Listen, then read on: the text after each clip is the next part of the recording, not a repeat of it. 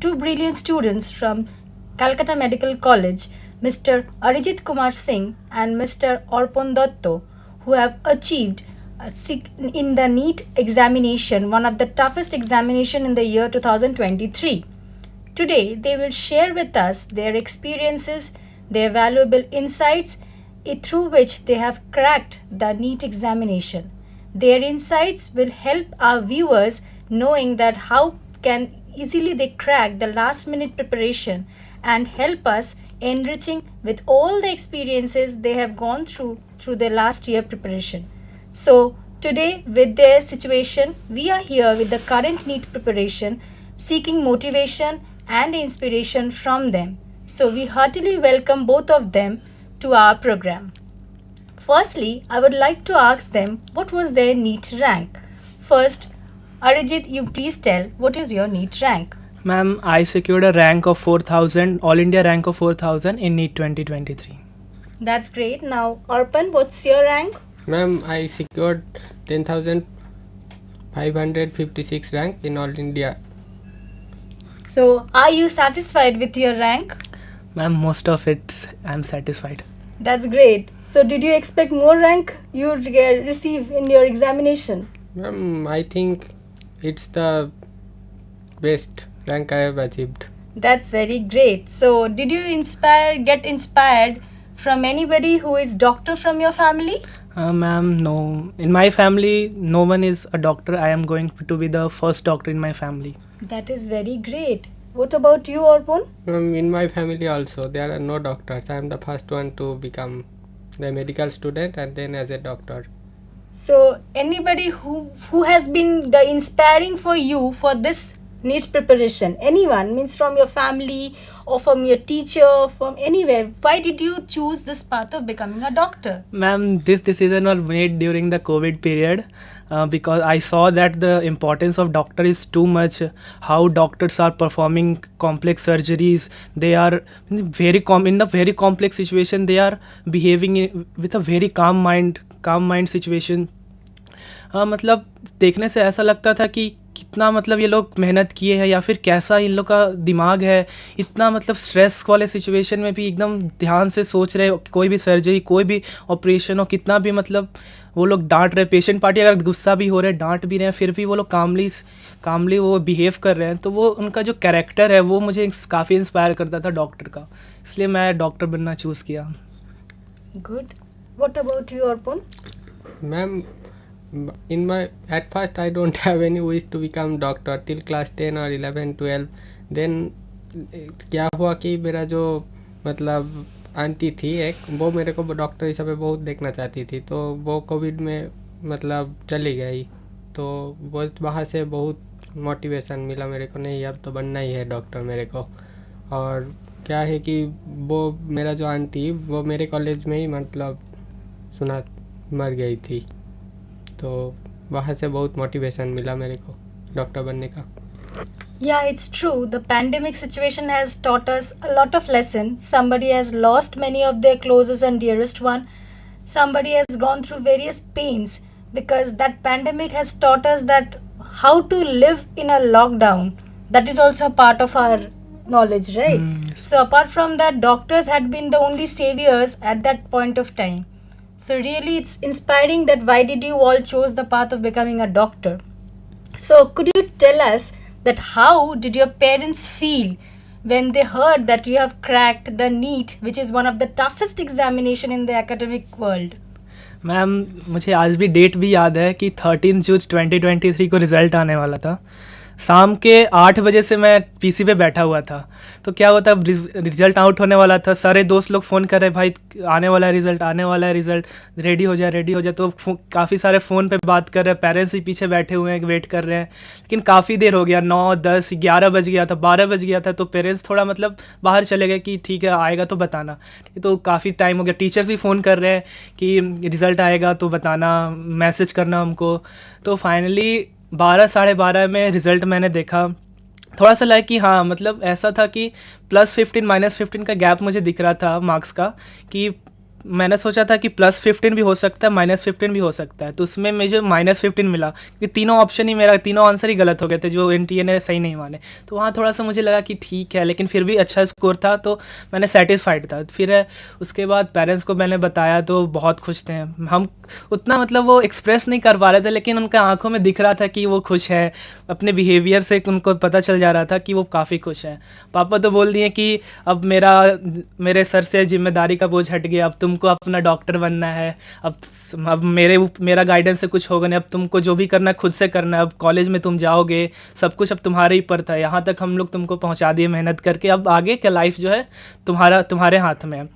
ठीक है, तो अब यहाँ से मतलब फर्स्ट बैरियर तुम्हारा क्रॉस हो चुका है। अब तुम्हारा लाइफ का एक डायरेक्शन मिल चुका है कि अब तुम एक डॉक्टर बनने जा रहे हो। तो बिहेवियर में अपना पहनने ढलने का जो स्टाइल है, सब कुछ एक डॉक्टर की तरह रखो। अब एकदम दिमाग सोचो भी उसी तरीके से। तो बहुत मतलब मोटिवेट कर रहे थे रात में ही, मतलब 1-2 बज रहा था रात, और पापा ये सब मोटिवेशन से चला रहे थे, तो अच्छा लग रहा था। फिर उस रात तो नींद भी नहीं आ रहा था, इतना सारा दोस्त लोग फ़ोन कर रहा है कि भाई तुम्हारा कितना आया, हम भी पूछ रहे हैं तुम्हारा कितना आया। तो मतलब बहुत ही मतलब डिलाइटिंग सिचुएशन था। टीचर्स फ़ोन कर रहे हैं कि अपना रैंक कार्ड भेजो, स्टेटस पे लगाएंगे। तो मतलब बहुत अच्छा लग रहा था वो situation. That's very great. Now, Arpan, what's your feeling?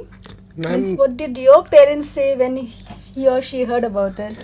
Ma'am मैंने तो जब नीट दिया था, मतलब मैंने कोटा से नीट का फॉर्म भरा था, तो मेरा सेंटर कोटा में नहीं जयपुर में आ गया था। तो जयपुर में जब मैंने एग्ज़ाम देने गया तो सुबह से क्या हुआ कि टेंशन में मैंने कुछ खाया पिया कुछ नहीं। फिर एग्ज़ाम देने के टाइम मतलब बायोलॉजी केमिस्ट्री वो तो सब कवर कर लिया। फिजिक्स देने के टाइम मतलब बहुत तबीयत ख़राब हो गया था हमारा। फिर उस टाइम पे एग्ज़ाम दिया, बाहर आकर कोई फील नहीं हो रहा था कि इस बार भी सिलेक्शन होगा या नहीं होगा। ऐसा मैं 2 टाइम्स ड्रॉपर। तो जब ट्रेन में मतलब आया कोटा तक, मेरा एक ही फीलिंग हो रहा था इस बार भी शायद नहीं होगा। 1:30 बजे में पहुंचा, बहुत मैं फ्रस्ट्रेटेड था। मैं सोचा कि अब मैं नहीं कर सकता, लेकिन एक अंदर से एक मतलब पावर आया मेरे को, नहीं अब तो चेक करना ही है, जो होगा देखा जाएगा। फिर चेक करने के टाइम देखा कि मेरा बायोलॉजी में जहाँ किसी मॉक टेस्ट में मेरा 300 के ऊपर नहीं आ रहा था, उसमें मेरा 350 आ रहा है। और केमिस्ट्री फिजिक्स में भी 150 137 ऐसा कुछ आ रहा था। फिर हमने देखा कि सिलेक्शन तो हो जाएगा इस वाले मार्क्स से। फिर रीट का जो रिज़ल्ट आया एग्जैक्ट सेम ही मार्क्स आया मेरा जो मतलब गेस किया था। तो मम्मी पापा तो बहुत खुश हो गई थी। मतलब नीट पे एग्ज़ाम के बाद हमने जब बताया कि मम्मी पापा को मेरा इतना मार्क्स आ रहा है, पापा ने रात को 2 या 2:30 बज रहा था तभी सब रिलेटिव को कॉल करने लग गया, इस बार तो फैमिली में कोई डॉक्टर बनने जा रहा है, ऐसा कुछ। मतलब बहुत बढ़िया सिचुएशन था और सभी खुशी थे हमारे फैमिली में। তাহলে খুবই ভালো যে দুজনেরই বাবা মা এতটাই খুশি হয়ে গেছে যে মিষ্টি খাওয়ায়নি এত ভালো খবর শোনার পরে। रात में कहाँ मिलेगा ma'am.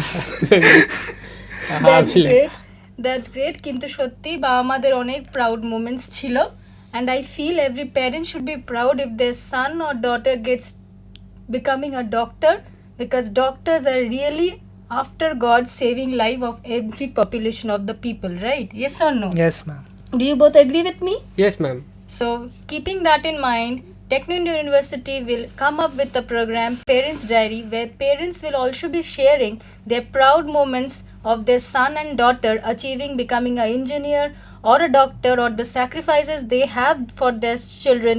They will also share it with us. Stay tuned for that show very soon. Coming to the next question for you both.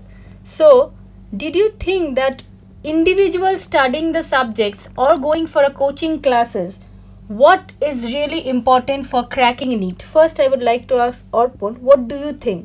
Ma'am मैं तो नीट में मतलब 11-12 में ऐसे ही कोरोना के टाइम से मतलब कुछ ज़्यादा खुद से ही पढ़ने का कोशिश किया था, तो मेरा मतलब हुआ नहीं। टाइम स्केड्यूल बहुत कुछ मैनेज करना पड़ता है, उतना हुआ नहीं। फिर 2021 के बाद में कोटा चले गया था, तो वहाँ पर 1 साल हुआ कि मेरा डेंगू हो गया था, बहुत तबीयत ख़राब हो गया था। तो 1 साल मेरा मतलब लॉस चले गया था वहाँ। फिर से वहाँ पर ही मैंने रह गया और पढ़ाई किया।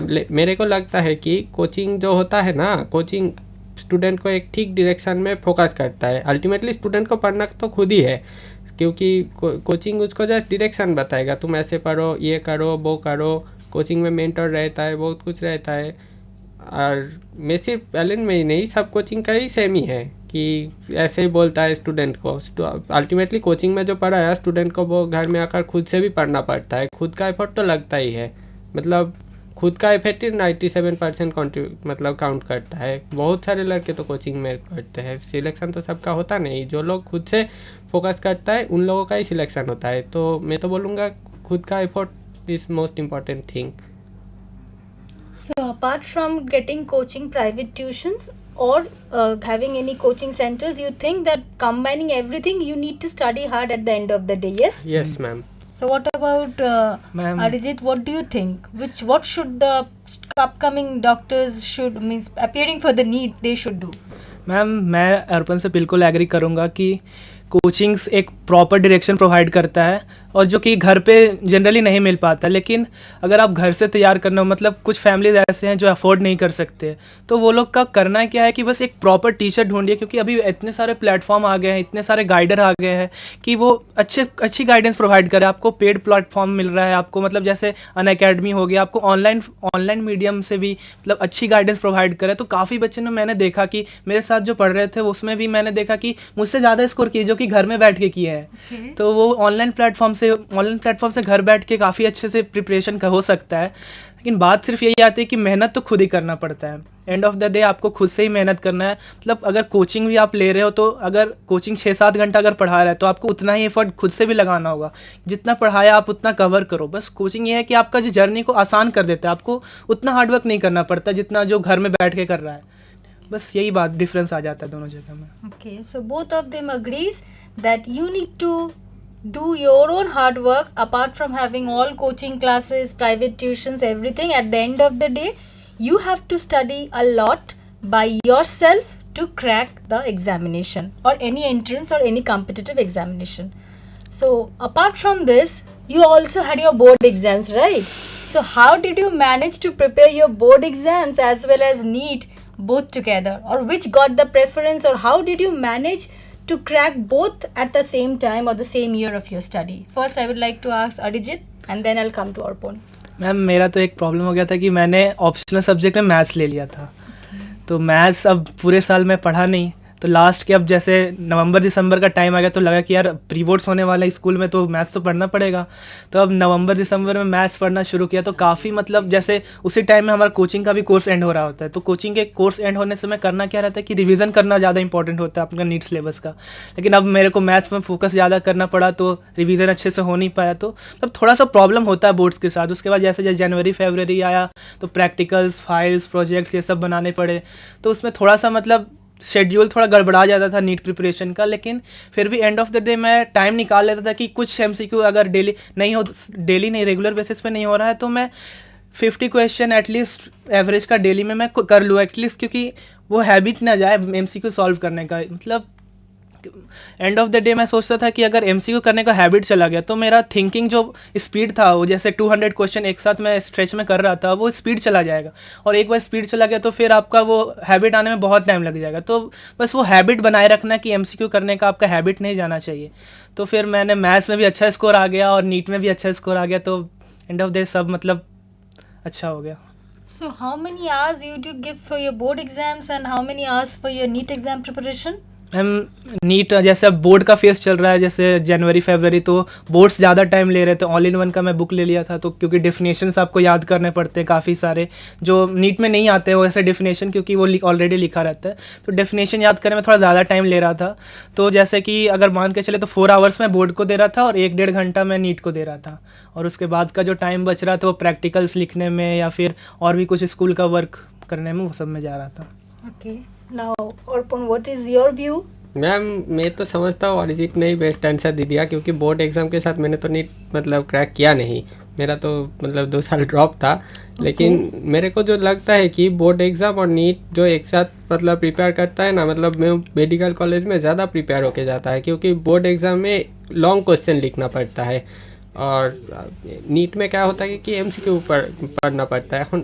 अब आप एमसीक्यू के लिए पढ़ेंगे तो आपको मतलब लाइन बाय लाइन पढ़ना पड़ेगा, ज़्यादा कुछ याद नहीं रखने का मतलब ज़रूरत नहीं, मतलब पूरा एक पैराग्राफ याद रखने का ज़रूरत नहीं, आपको सिर्फ मतलब रीडिंग पढ़ के ही एमसीक्यू सॉल्व हो जाता है कुछ बायोलॉजी में। लेकिन मेडिकल कॉलेज में जो सेमिस्टर होता है, जो फाइनल एग्ज़ाम होता है, उसमें लॉन्ग क्वेश्चन आता है। ऐसा ज़्यादा ड्रॉप लेने से होता है कि वो लॉन्ग क्वेश्चन लिखने का हैबिट चला जाता है। और मेरे तो 2021 में एचएस दिया था, तो उस साल तो बोर्ड एग्जामिनेशन हुआ भी नहीं था, तो बोर्ड एग्ज़ाम के लिए मैं अरिजीत वाला ही मतलब प्रिफर करूँगा, वो जो बोला। Okay, then as far as I understood that during your board examination you had subjective questions, right? Yes, ma'am. And during your NEET you had objective based MCQ questions MCQ. as you had. So preparing both subjective and objective he cracked in the same year, right? yes, Arijit, ma'am. you cracked it in the same year and you cracked it after 2 years. 2 years. So how do you feel that appearing for NEET, or how many times a candidate should appear for a NEET? What do you think, Arpan? I think एक साल तो sufficient होता है NEET crack करने के लिए। कोई अगर एक साल सीरियसली पढ़ेगा वो निकाल देगा। वो अगर 11th, आप समझो कि 11 किसी का नहीं है, तो वो क्या होगा कि वो अगर 12 में भी मतलब सीरियसली पढ़ेगा तो वो एक साल में ही निकाल लेता है। नीट के लिए ज़्यादा कुछ एफर्ट नहीं रहता। फिर भी लाख तो होता ही है एक चीज़, भगवान नाम का भी कुछ चीज़ होता है। सब कुछ अगर प्रिफर करेगा तभी सिलेक्शन होता है, ऐसे ही मतलब सिर्फ पढ़ने से ही नहीं होता। इसलिए सब कुछ मतलब भगवान पे भरोसा रखना भी इम्पोर्टेंट चीज़ है। Yes, I do also agree with him that everything doesn't prefer with studying time. Sometimes luck also prefer us cracking competitive examinations, especially, right, Arijit? Yes, ma'am. So what do you think that this competitive exams, how many times one should appear? If he or she doesn't crack it in the first time, then after that how many years or how many times he or she should appear so that he can crack that examination? What is your opinion? Ma'am देखिए, जब हम लोग first time appear करते हैं तो 17-18 साल का as होता है, जो कि काफ़ी कम है। तो उस समय उस एज के हिसाब से आप 2 ड्रॉप तो मतलब ले ही सकते हैं, मतलब ईजिली ले सकते हैं। लेकिन आप थर्ड ड्रॉप पे 21-22 के एज में ड्रॉप लेने के लिए आपको सोचना पड़ेगा। लेकिन अगर मैं बोलूँ तो मेरे हिसाब से 4 ड्रॉप से ज़्यादा आपको नहीं लेना चाहिए, क्योंकि 4 साल में आप एक कोर्स हो जाता है कंप्लीट। तो उससे ज़्यादा आप टाइम अगर सिर्फ नीट को दे रहे हो तो आप सही नहीं कर रहे हो, क्योंकि कहीं ना कहीं आप प्रैक्टिकली थोड़ा सोचो कि 4 साल में मेरा एक कोई कोर्स का ख़त्म हो जाता, अगर बीएससी ये सब में कुछ करता, तो अब वही 4 साल में सिर्फ प्रिपरेशन में दे दिया, तो कहीं ना कहीं आप प्रिपरेशन में कुछ गलतियां कर रहे हैं, या फिर आपके लिए वो एग्ज़ाम बना ही नहीं है। यही बात है, क्योंकि 2 ड्रॉप में जिसका होना होता है वो हो जाता है। 1 साल का एफर्ट लगा, मतलब फर्स्ट अटैम्प्ट में जो गलती की है, सेकेंड अटैम्प्ट में उसे कवर करके आप क्रैक कर सकते हो। अगर नहीं कुछ बच गया तो सेकेंड अटैम्प्ट के बाद एक थर्ड अटैम्प्ट ले सकते हो, लेकिन फोर्थ अटैम्प्ट के बाद लेना सही नहीं है मेरे हिसाब से। Okay, so at least 4 attempts is the maximum attempt a candidate or a aspirant should take, right? So for the viewers, you are having very short time, because this year the NEET examination is on 5th May 2024. So time is very precious. Don't waste your time. Start preparing from now, because they too is inspiring you to crack your examination this year only, along with your boards. Yes, Arijit and Arpan? Yes, ma'am. Yes, ma'am. So all the best to them. Yes, ma'am. All the best to everyone. All the best. So coming down, what do you think that which book or which guideline has helped you a lot for NEET preparation? जैसे कि मैं तो coaching में लिया था, तो coaching में modules में काफ़ी सारे क्वेश्चन प्रोवाइड हो जाते हैं, लेकिन फिर भी एनसीईआरटी बेस्ड तो उतना तो नहीं हो पाता। तो एनसीईआरटी में क्वेश्चन फाइंड करना, या तो आप खुद से एनसीईआरटी के लाइन बाय लाइन से क्वेश्चन बनाओ, या फिर एक मार्केट में बुक आती है एमटीजी पब्लिकेशंस की, जिसमें कि एनसीईआरटी की हर लाइन से क्वेश्चन बनाए हुए रहते हैं। तो वो भी एक आप प्रेफर कर सकते हो। और मैंने किया था, क्योंकि ऑनलाइन में मैं परचेस नहीं किया था, लेकिन उसका ऑनलाइन PDF मेरे पास था, तो उससे मैं देख लेता था कि हाँ, ये पैराग्राफ से ये क्वेश्चन पहले आ चुके हैं और ये क्वेश्चन पॉसिबल है आने के लिए। तो वो भी आप प्रेफर कर सकते हो एनसीईआरटी को स्ट्रॉन्ग करने के लिए। Okay. What is your opinion? Ma'am मैं तो सोचता हूँ कि जो बायोलॉजी का जो सब्जेक्ट है ना, वो एनसीईआरटी से ही मतलब नीट में आता है। तो बायोलॉजी मतलब एनसीईआरटी पढ़ना चाहिए। और मैं तो कोचिंग में था, तो कोचिंग में जो मॉड्यूल दिया था, मैं मॉड्यूल तो सॉल्व करता था। प्रीवियस ईयर क्वेश्चन में मैं ज़्यादा बेसिक फोकस करता था, क्योंकि प्रीवियस ईयर क्वेश्चन ही हमेशा मतलब रिपीट हो जाता है नीट में।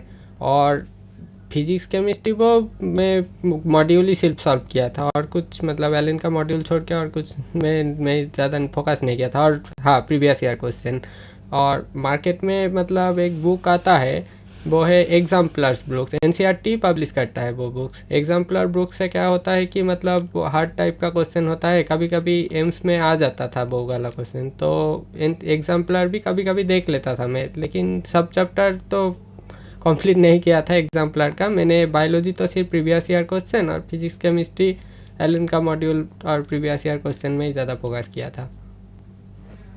Okay, so as far as I know, NEET examination has PCB combination, right? Physics, chemistry, and biology. Biology. So among these three combination, which subject needs a special attention? According to you, or what do you think, which subject carries the main percentage of questions in the NEET preparation?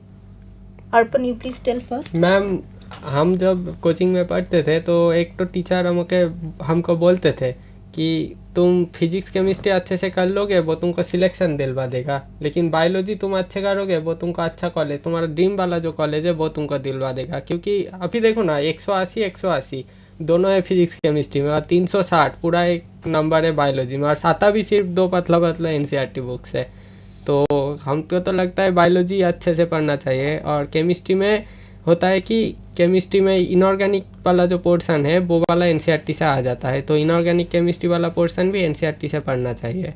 बाकी तो class में जो पढ़ाता था, notes ये सभी follow करता था मैं। What do you think, Arjit? Ma'am, मैं तो पहले नीट के हिसाब से बताऊंगा कि 50% वेटेज बायोलॉजी का है और बाकी 25% फिजिक्स केमिस्ट्री का है। तो मेरे हिसाब से बायोलॉजी जैसे मैक्सिमम वेटेज रखता है, बट उतना एफर्ट्स नहीं लगाना पड़ता बायोलॉजी में, क्योंकि उसमें सर बस आपको रीडिंग करना और याद रखना है। लेकिन ज़्यादातर बच्चे कहाँ फंसते हैं, बायोलॉजी कर लेते हैं, केमिस्ट्री याद कर लेते हैं, लेकिन दिक्कत कब आती है, जब फिजिक्स में दिमाग लगाना पड़ता है, सोचना पड़ता है, क्वेश्चन करने से पहले डायग्राम बनाना है, अप्रोच क्या होना चाहिए, वो सब में थोड़ा फिजिक्स में बच्चे डिफिकल्टी फेस करते हैं जो स्पेशली बायोलॉजी वाले बैकग्राउंड के होते हैं। तो मेरे टीचर बोलते हैं कि देखो ज़्यादातर बच्चे बायोलॉजी में, मेरे ही बैच में मेरा बायोलॉजी में आता था 340 350 आता था, लेकिन ज़्यादातर बच्चे 355 360 आउट ऑफ 360 बायोलॉजी में ले आते थे। तो मेरा भी मतलब उतना लगता था यार बायोलॉजी मेरा कम हो जाता है, लेकिन फिर मैं फिजिक्स कंपेयर करता देखता कि मेरा फिजिक्स बाकियों से बेटर है, जो कि मेरा रैंक इंप्रूव कर देता था। मैं मतलब बाकी सबका मुझे जिसका मेरा बायोलॉजी से बाकियों का जिसका ज़्यादा आता था, लेकिन फिजिक्स की वजह से मैं उनसे हायर रैंक पे पहुंच जाता था। तो कहीं ना कहीं फिजिक्स आपका रैंक डिसाइड करता है फाइनली कि, और अभी तो ऐसा हो गया कि पहले फिजिक्स का वेटेज चेक किया जाएगा आपका कितना मार्क्स आ रहा है। तो एम्स में भी उसी टाइप का होता था कि पहले आपका फिजिक्स का, अगर किसी 2 बच्चे का मार्क्स सेम आता है तो पहले फिजिक्स कंपेयर किया जाता था। तो कहीं ना कहीं फिजिक्स रैंक को इम्प्रूव करने में हेल्प ज़रूर करता है। और आप मेन टाइम, क्योंकि फिजिक्स मैथ से रिलेटेड है थोड़ा सा, तो वो उसमें कैलकुलेशन ज़्यादा होती है, तो बच्चों को थोड़ा वो परेशान करता है। तो मेरे हिसाब से मैं तो ज़्यादा टाइम फिजिक्स को देता था और काफ़ी स्ट्रॉन्ग भी हो गया था एंड तक आते आते। जेईई मेंस में भी मेरे 100 आउट ऑफ 100 आ गए थे फिजिक्स में। That's good. तो मैं तो कहूँगा कि फिजिक्स को आप ज़्यादा टाइम दो। एक बात, एक पॉइंट और ऐड करेंगे कि जैसे पेपर करते समय फाइनल में आप लास्ट में फिजिक्स जनरली सॉल्व करते हो, तो लास्ट में क्या होता है कि टेंशन काफ़ी हो जाती है क्योंकि टाइम कम बचता है आपके लिए। तो अब लास्ट में जो चीज़ आप सॉल्व कर रहे हो अगर आपको वो डिफ़िकल्ट लगेगा तो पैनिक अटैक और बढ़ जाएगा। तो वही मैं कहना चाहता हूँ कि लास्ट में अगर आप लास्ट में जो चीज़ सॉल्व कर रहे हो अगर आपके लिए वो ईजी पड़ गया, जैसे मेरे लिए फिजिक्स इजी था तो लास्ट में सॉल्व करते समय पैनिक अटैक तो ख़त्म ही हो गया। तो बोले इजीली क्वेश्चन सॉल्व कर दिया और लास्ट में मेरा आधा घंटा 1 घंटा बच भी गया था। तो ऐसे मतलब स्ट्रैटेजिकली अगर आप सोचो तो फिजिक्स को ज़्यादा टाइम देना चाहिए, क्योंकि अगर एक बार वो इजी हो गया तो आप बायोलॉजी केमिस्ट्री में आपको कॉन्फिडेंस रहेगा कि कर लूँगा मैं। That's a very strategic trip Arjit is sharing with us, right? That's great that physics is important along with biology and chemistry, because biology carries 360 marks, yes, right? ma'am. Another carries 180. But to avoid the panic attack during the examination time, you need to prepare physics a much more than biology and chemistry. Yes, ma'am. Correct? Yes, ma'am. So coming down, that how did you relieve your stress during the examination? Ma'am examination में तो stress decrease करे तो पहले तो जैसे कि मैंने shift wise question करता था कि 1 आवर 3 पार्ट में मैंने डिवाइड कर दिया था।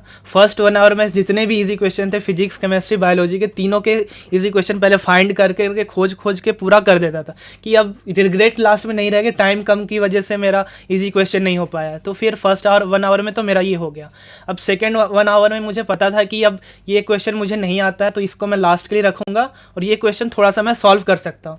तो सेकेंड 1 आवर में मैं वही सब क्वेश्चन जो मैं सॉल्व कर सकता हूँ फिजिक्स केमिस्ट्री बायोलॉजी के, उस पर फोकस करता था। और मोस्टली सेकेंड आवर में मेरा पेपर ऑलमोस्ट 90 to 95% कंप्लीट हो जाता था। और लास्ट का जो 1 आवर बचता था उसमें सिर्फ डिफिकल्ट क्वेश्चन बायोलॉजी के, ज़्यादातर केमिस्ट्री का मेरा बचता था क्योंकि केमिस्ट्री मेरा थोड़ा वीक था। और फिजिक्स में भी कुछ क्वेश्चन जैसे जिसमें ज़्यादा डायग्राम बनाने, थोड़ा ज़्यादा कॉम्प्लिकेटेड कर दिया, तो फिजिक्स के भी कुछ क्वेश्चन बचते थे। तो इस टाइप से मतलब आप शिफ्ट वाइज अगर पेपर को कर रहे हो तो आपको मतलब एक सिस्टम मिल जाएगा, एक प्रॉपर सिस्टमेटिक वे से आप कर रहे हो तो आपको एग्जाम टाइम में स्ट्रेस नहीं होगा, क्योंकि आपको पता है कि हाँ मेरा नेक्स्ट स्टेप ये होने वाला, उसके आगे मेरा ये स्टेप होने वाला। तो आपको डर नहीं लगेगा कि हाँ मुझे पता है, क्योंकि when you know the path कि आपको यहाँ जाना है तो आपको डर नहीं लगता उस पाथ से। हाँ, ये बात तो सही है कि अगर पाथ पता हो तो डर नहीं लगेगा। Nothing is impossible, right? Everything is possible if you try it by your die heart. What do you think Arpan, that how did you relieve your stress during the examination? Ma'am stress तो एक होगा ही exam के time, क्योंकि paper 3 घंटा का है, उसके बाद बहुत सारे मतलब एक लाइफ चेंजिंग एक सिचुएशन आता है एग्ज़ाम की, नीट एग्ज़ाम के बाद, क्योंकि आप एक स्टूडेंट मतलब तो जो हाई स्कूल वाला है उससे ट्रांजिट करके एक मेडिकल कॉलेज में जा रहे हो, मतलब क्लास ए सिटीजनशिप जिसको बोलते हैं उसमें जा रहे हो, तो एक स्ट्रेस तो होगा ही। और स्ट्रेस रिलीव करने के लिए मैनूवर मतलब जो एग्जाम क्वेश्चन प्रैक्टिस बहुत ज़्यादा करना चाहिए, मेरे को लगता है बहुत क्वेश्चन प्रैक्टिस करना चाहिए, स्पेशली फिजिक्स में, क्योंकि फिजिक्स में कहीं से भी क्वेश्चन चले आता है, मतलब कॉन्सेप्ट लगता है, बहुत कुछ लगता है, तो इसलिए फिजिक्स में तो क्वेश्चन बार बार प्रैक्टिस करना ही चाहिए। केमिस्ट्री में भी ऑर्गेनिक केमिस्ट्री वाला जो पोर्शन है वो वाले क्वेश्चन मतलब रिएजेंट को मतलब कोई पहचान नहीं सकता, मतलब बार बार प्रैक्टिस नहीं करेगा तो सिर्फ रट के कम नहीं चलता। और बायोलॉजी में भी वो मतलब कुछ कुछ चैप्टर जैसे सेल डिवीज़न वाला, उसके बाद जेनेटिक्स वाला जो चैप्टर है वहाँ पर क्वेश्चन तो प्रैक्टिस करना पड़ेगा, क्योंकि क्वेश्चन प्रैक्टिस करने से ही कॉन्सेप्ट फोकस होगा। ऐसे ही रट के मतलब एग्ज़ाम के टाइम रट के मतलब हतराना पड़ेगा, ये कैसे होता है वो कैसे होता है, लेकिन क्वेश्चन प्रैक्टिस करने से कि मैनूवरिंग स्किल्स बहुत हाई हो जाता है, तो आपको क्वेश्चन सॉल्व करने में बहुत आसानी होगा उसके बाद। ওকে, তো কোয়েশ্চেন সলভ করার যে ব্যাপারটা তোমরা বলছো, তো সেখানে আমি জিজ্ঞেস করতে চাই যে তাহলে কোন কোয়েশ্চেন ব্যাংক কিংবা কোন কোয়েশ্চেন পেপারের সেট এইটা তোমাদের বেশি হেল্প করেছে? তুমি বলো। Ma'am, I think it is the previous year questions, last 10 year previous year question. That is the most important thing to be done before NEET, before attempting any question bank, any module, anything. I think. Any publisher of the particular question bank you have preferred to use? Ma'am मैं तो coaching में था, तो coaching वाले ही हमको दे दिया था एक प्रीवियस 10 ईयर क्वेश्चन का एक मतलब बुक पर्टिकुलरली, तो वो ही।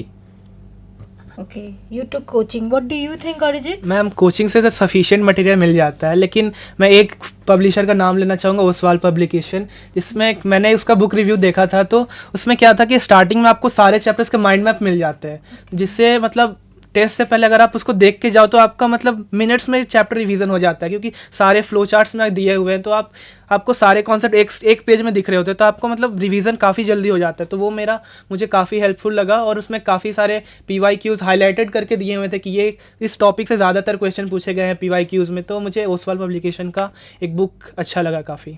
Okay, then from that only you have solved many questions, right? हाँ, वो पूरा सॉल्व कर लिया था मैंने। पूरा सॉल्व। उसके अलावा कुछ और भी, या फिर एक ही पब्लिकेशन का क्वेश्चन पेपर तुमने सॉल्व किया था? मैम उतना तो टाइम मिला नहीं, क्योंकि मॉड्यूल्स में भी कोचिंग्स ने बहुत सारे मॉड्यूल्स दिए थे हम लोग का, उसमें भी बहुत सारे क्वेश्चन, मतलब सिर्फ क्वेश्चन प्रैक्टिस के लिए हमें 3-4 मॉड्यूल दे दिए गए थे, तो इतना सफिशिएंट क्वेश्चन था कि उसके अलावा टाइम मिला नहीं। फिर भी मैंने सोचा कि एक ट्राई करना चाहिए, तो उसमें मैंने देखा था।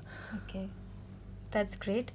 So apart from this physics, chemistry and biology combination, whatever subjects you had, did maths have any effect on that three?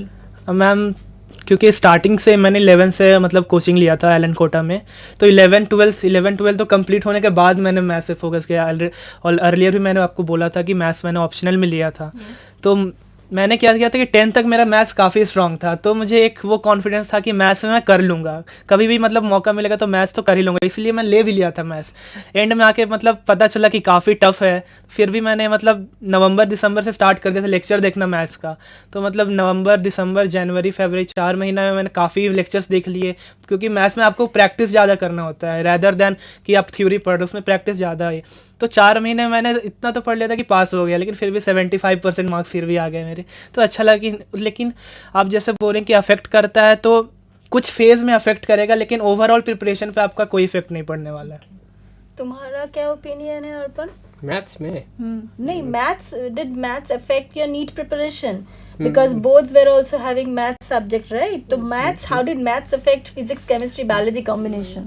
Ma'am maths का तो उतना फिजिक्स में मतलब ज़रूरत तो पड़ता है, लेकिन वो हायर लेवल का क्वेश्चन के लिए जो जेई एडवांस्ड वैसे एग्ज़ाम में आता है, मैथ्स का उतना ज़रूरत नहीं पड़ता, क्योंकि बहुत सारे मेरा तो मतलब कोटा में जितना सारा दोस्त था उनमें सिर्फ मेरा ही शायद मैथ्स था बोर्ड्स के टाइम, बाकी सबका साइकोलॉजी या फिर दूसरा किसी वोकेशनल एडुकेशन जैसा कुछ था. वो बंगाली में कर्म शिक्षा बोलता है ना, वो जैसा कुछ था उन लोगों का.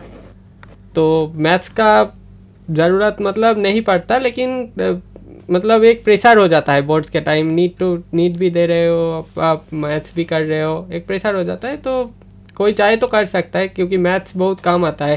किसी का आप सोचिए नीट ना हो, उसको इंजीनियरिंग में फिट बैठना है, तो जेई में होता है कि फिजिक्स केमिस्ट्री के साथ अगर आपका मैथ्स नहीं होगा तो आपको बैठने नहीं देगा. तो फिर मैथ्स में एक अच्छा मार्क्स रहेगा, एक अच्छा कॉन्सेप्ट रहेगा, तो वहाँ वाले प्लेस में एडवांटेज मिलता है बहुत ज़्यादा. So did you both appear for JEE Main and Advance also? Ma'am, I have also appeared. In JEE Main, my percentile was not so great because the time the exam has occurred, हमारा coaching का syllabus तभी ख़त्म हुआ था, तो मेरा 95 point something कुछ percentile आया था. That is also not too less. How can he say that is too less? I can't get it. What do you think, Arjit? Ma'am मैंने जेई मेंस और जेई एडवांस दोनों दिया था. JEE mains पे 98.4 percentile थे मेरे, और JEE advance में मैं सोचा था कि क्वालिफाई तो कर ही लेंगे, लेकिन फिर लास्ट क्या हुआ कि जेई मेंस और एडवांस के बीच में नीट आ गया, तो नीट क्रैक कर लिया. तो उसके बाद फिर वो मन नहीं किया कि जेई एडवांस अच्छे से देना चाहिए, तो थोड़ा मतलब लाइटली ले लिया था. तो फिर भी मेरा 3 मार्क्स से मतलब कट ऑफ नहीं क्लियर होता. मेरा 86 कट ऑफ गया था और मेरा 83 आया था. तो मैं सोचा कि यार कर लेते, इतना तक अगर पहुंच गए तो थोड़ा सा तो और कर ही लेते, लेकिन फिर सोचा कि वही बैकअप प्लान जैसा होता है, मैंने वही रखा था. So both of your focus was mainly on NEET. Yes, am I correct? Yes, ma'am. So, but you all both appeared for JEE Main, and there also you have scored very nicely, which is really appreciating. Yes, ma'am. So you both agree with me, it's appreciating, because 95% and 98% is not a matter of joke when you are preparing for NEET only, right? Yes, ma'am. Yes, ma'am. So what do you think that the questions that you have prepared for 2023 NEET examination, how much percentage of questions from 2022 helped you? Means how much it was repetitive, or how much percentage of questions came from 2022 NEET preparation examination? First I'll go with ARPAN. Ma'am NEET 2023 में हुआ था कि biology वाला जो question है ना, वो 2022 से थोड़ा इजी आ गया था. मतलब 2022 में बायोलॉजी में क्या होता था कि एम्फीबियन नाम का एक सेक्शन है, वहाँ से क्वेश्चन मतलब जनरली नहीं आता था, लेकिन 2022 में आ गया था. 2023 में वो नहीं आया वहाँ से एक क्वेश्चन. नीट में तो 30 क्वेश्चन आपको करना पड़ता है, और 15 क्वेश्चन में से 10 करता है, section A section B type का कुछ. तो नीट 2022 और नीट 2022 का केमिस्ट्री का लेवल, बायोलॉजी का लेवल देखे तो बायोलॉजी नीट 2023 में ज़्यादा आसान था. क्वेश्चन वैसे कॉमन बोल कर, जैसे बोर्ड एग्जाम में PBSR क्वेश्चन रिपीट हो जाए वैसा तो होता नहीं, मतलब लाइन से मतलब उठा के दे देते हैं क्वेश्चन NTA वाले. तो कॉमन का चीज़ आपको सब पढ़ना ही पड़ेगा. और केमिस्ट्री में बोले तो इनऑर्गेनिक केमिस्ट्री 2022 तक होता था कि मतलब 2022 क्या 2023 भी NCERT जो इनऑर्गेनिक केमिस्ट्री क्लास के साथ अच्छे से पढ़ेगा, उसका इनऑर्गेनिक भी अच्छा जाएगा. और बाकी वाला क्वेश्चन तो मैथ्स वाला सेक्शन है, तो चैप्टर क्वेश्चन सब सिमिलर ही था उसमें. जैसे उसमें मतलब अब देखोगे 30 to 40% क्वेश्चन उसमें भी सिमिलर था. और फिजिक्स हम देखें तो फिजिक्स भी 2022 में थोड़ा मतलब मेरे को तो हार्ड लगा था, क्योंकि मैंने उस टाइम थोड़ा प्रिपरेशन भी अच्छा नहीं था. लेकिन 2023 के टाइम मैंने पढ़ा था, तो फिजिक्स भी मतलब 2022 के लेवल में ही था, लेकिन क्वेश्चन कुछ चैप्टर से मतलब 2022 में ज़्यादा नहीं आया था. जैसे 60-70% मतलब मैनूवरिंग स्किल ये सब अगर प्रैक्टिस करोगे 2022 वाला तो सेम ही था. Okay, so a special question to you, Arpan. Do you have appeared for your NEET examination 2021? Yes, ma'am. 2022? Yes, ma'am. and 2023. Yes, ma'am. You cracked 2023 NEET, right? Yes, ma'am. So what was your feeling or experiences, differences, what you have felt in 2021, 22, and then you cracked 23? What was that pathway, or what was your experience during that 3 years? Because you had appeared for 3 times, right?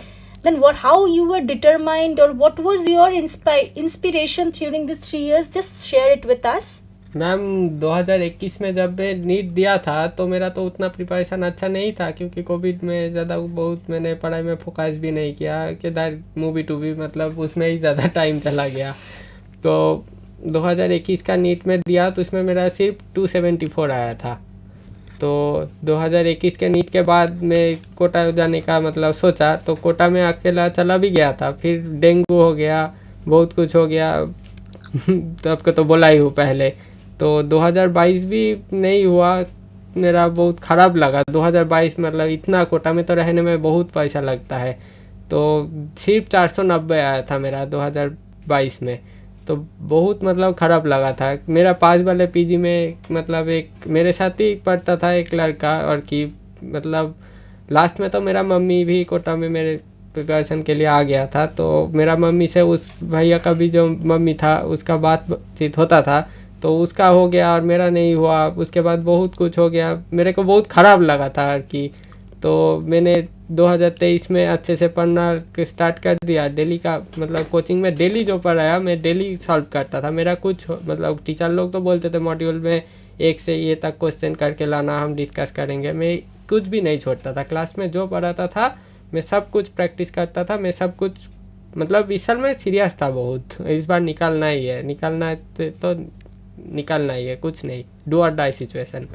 That's good, but then you have cracked. Your number was 274 in 2021. Then Yes, it ma'am. was 470 in 490. 490 in 2022. Two. And in 2023, how much did you get? 638. 638. So this increasing trend made you from which subject? That is what I want to know.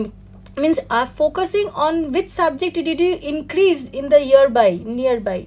Ma'am, Yes, it was biology. Only biology made you increase so much marks. हाँ ma'am, 350 आ गया biology में। तो वैसे जब question में मिला रहा था, मतलब एग्ज़ाम दे के आकर घर में जब पहुंचा, मैं रात को 1:30 बज रहा था, मैं जब बायोलॉजी में मतलब देखा कि 350 आ गया, मैंने कन्फर्म हो गया इस बार तो होना ही है। फिर केमिस्ट्री भी मतलब पढ़ना तो सभी है, फिजिक्स केमिस्ट्री में पढ़ने में भी टाइम लगता है। ऐसे मतलब पढ़ने के टाइम होता है कि फिजिक्स केमिस्ट्री मतलब सॉल्व करने में बहुत टाइम चला जाता था। तो इस बार भी फर्स्ट में मैं बायोलॉजी में फोकस करने का उतना टाइम नहीं मिला था मेरे को, तो फिजिक्स केमिस्ट्री ज़्यादा क्वेश्चन मतलब लगाने में, क्वेश्चन सोचने में बहुत टाइम लगता है और इंटरेस्टिंग भी है, इसलिए बायोलॉजी पढ़ने का मन भी नहीं करता था। ऐसा होता था कि बायोलॉजी पढ़ने के टाइम जो सा बुरी चिंता होता है ना, जैसे इस बार नहीं होगा तो मैं क्या करूँगा, ये सब चीज़ ज़्यादा आ जाता मेरा दिमाग में, तो इसलिए पढ़ने का मन भी नहीं करता था। पहले मेरा फिजिक्स केमिस्ट्री पढ़ता था, तो लास्ट में मैंने देखा कि मार्क्स तो बहुत कम आ रहे हैं बायोलॉजी ना करने से, सिर्फ फिजिक्स केमिस्ट्री का मार्क्स से। मतलब हमारा होता था कि एल में बैच में एक एग्ज़ाम होता था, तो बैच में एक से बहुत लड़का था, 2000 टाइप का लड़का था हमारे बैच में, तो 2000 में मेरा रैंक 161, 161, 162 ऐसा कुछ आ रहा है। तो मैंने देखा कि ना इस बार अब बायोलॉजी भी पढ़ना पड़ेगा। मैंने कॉन्सेंट्रेट से बायोलॉजी किया, जब बायोलॉजी पढ़ने लगा तो रैंक कमता लगा मेरा, 20-22 ऐसे करके एक बार 11 रैंक भी आ गया था मेरा। तो मेरे को तो लगता है मतलब तीनों में ही फोकस करना चाहिए, लेकिन बायोलॉजी में ज़्यादा फोकस करना चाहिए, क्योंकि बायोलॉजी गिव्स यू द मतलब रैंक, द मार्क्स 360 नंबर है दोनों का कॉम्बाइन, फिजिक्स और केमिस्ट्री का। So biology gives you the maximum marks out of the total score. So apart from biology, you can't get NEET. This is the only conclusion I draw from ARPAN's views. Now I'll come to ARJIT. What do you think that how much percentage of question from 2022 has helped you in 2023 examination? Ma'am 2022 जब हुआ था तो मैं उस समय 12th में था, 12th का प्रिपरेशन कर रहा था, तो उस दिन मतलब कोचिंग भी था, तो कोचिंग संडे को होता है, तो अगले दिन जैसे डिस्कशन होता है कि कैसा पेपर रहा सब में, तो सब लोग का मतलब एक पॉइंट ऑफ व्यू था कि यार फिजिक्स तो बहुत आसान आया, मतलब सब 12th में थे तो सब लोगों ने 100 आउट ऑफ 100 सब क्वेश्चन कर दिए थे फिजिक्स के। तो वो लगा कि हाँ फिजिक्स तो काफ़ी आसान है, इतना आसान नहीं आना चाहिए था फिजिक्स, काफ़ी बेसिक कर दिया फिजिक्स को। और बायो में एक चेंज कर दिया था कि एसर्शन रीजन क्वेश्चन उन लोगों ने नया डाला, तो वो थोड़ा मतलब उसकी वजह से बायो टफ कर दिया था 2022 में। तो मुझे भी लगा कि यार एसर्शन रीजन क्वेश्चन तो अभी तक तो नहीं किए थे, 11th पढ़ा 12th पढ़ा, लेकिन एसर्शन रीजन क्वेश्चन अभी तक नहीं किए थे।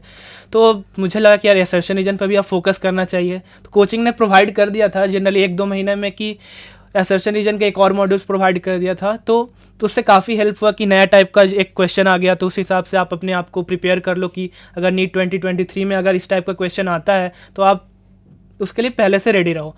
और 2022 और 2023 में अगर सिमिलैरिटी देखा जाए तो वेरिएशन ऑफ क्वेश्चन तो सेम थे, लेकिन एक वेरिएशन जो एक्स्ट्रा मुझे दिखा 2023 में कि फिजिक्स की एनसीईआरटी पे ज़्यादा फोकस किया गया था, जो कि अभी तक तो नहीं आया था कि फिजिक्स के एनसीईआरटी से लाइन से क्वेश्चन नहीं आते थे, लेकिन 2023 में मैंने देखा कि लाइन से भी क्वेश्चन उठ के आए हुए कंसेप्चुअल क्वेश्चन। तो एक तो सिमिलैरिटी हो गया, और अगर देखें 30-40% कॉन्सेप्ट जो है 2022 और 2023 में वो रिपीट होता मुझे लगा, फिजिक्स केमिस्ट्री बायोलॉजी सब में। कितना परसेंटेज ऑफ क्वेश्चंस रिपीट हुआ है according to you?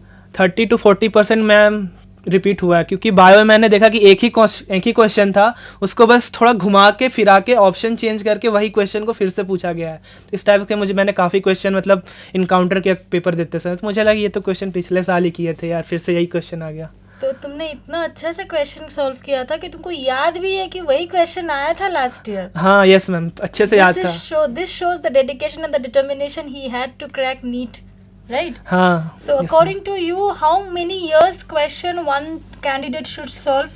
Ma'am at least 10 years तो करने ही चाहिए मिनिमम, 10 ईयर्स क्वेश्चन आपको करने चाहिए। उसके बाद भी आप कर सकते हैं, लेकिन ज़रूरत नहीं पड़ता है।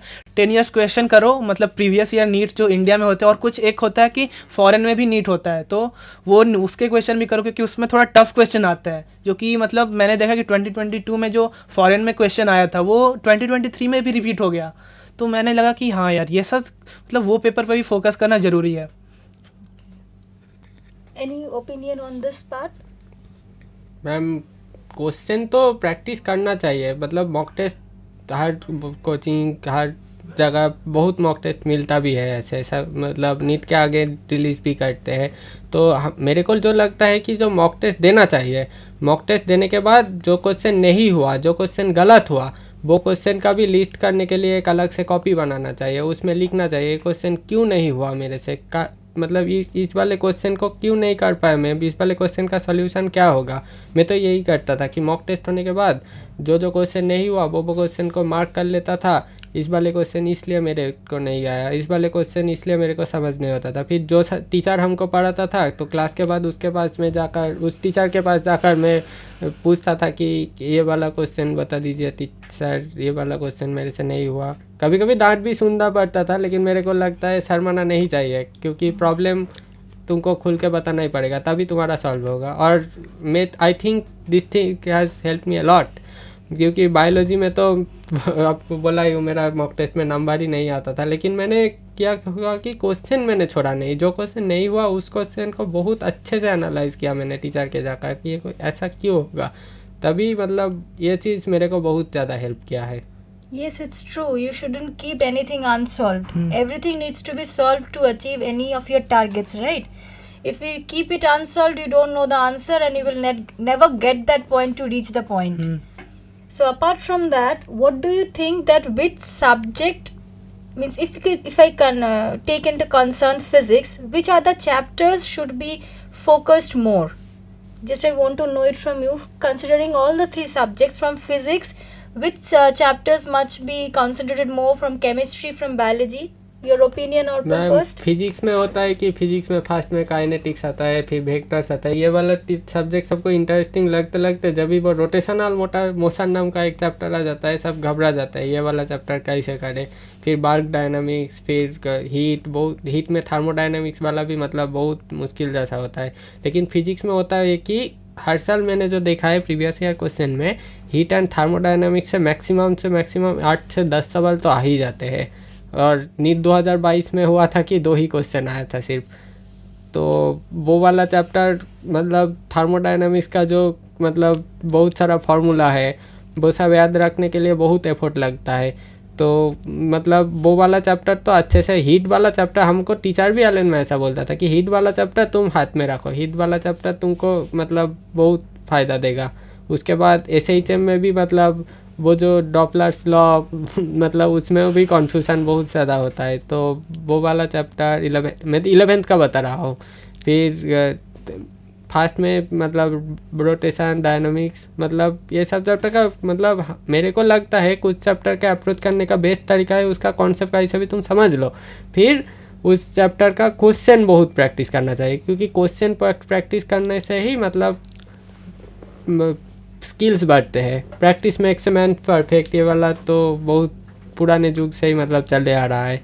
फिर 12th में तो इलेक्ट्रोस्टैटिक्स, मैग्नेटिज्म सेम ही है और आसान भी है।